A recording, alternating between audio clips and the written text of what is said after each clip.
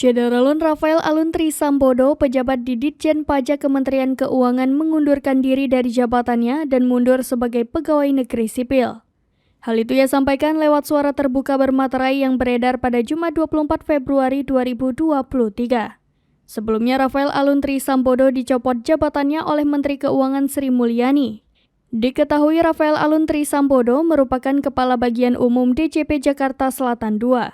Setelah mundur, Rafael mengatakan akan tetap menjalankan pemeriksaan tersebut.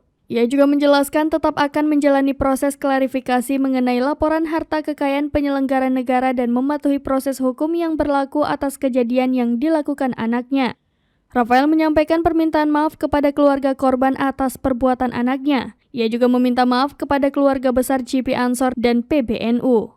Ia meminta maaf kepada seluruh pegawai Kementerian Keuangan, terutama rekan-rekan DJP yang dirugikan atas kejadian ini. Sekedar informasi, David dianiaya Mario Dandi Satrio di Pesanggerahan Jakarta Selatan pada Senin 20 Februari 2023. Seusai dianiaya dengan sadis oleh Mario Dandi Satrio, David tak sadarkan diri hingga saat ini.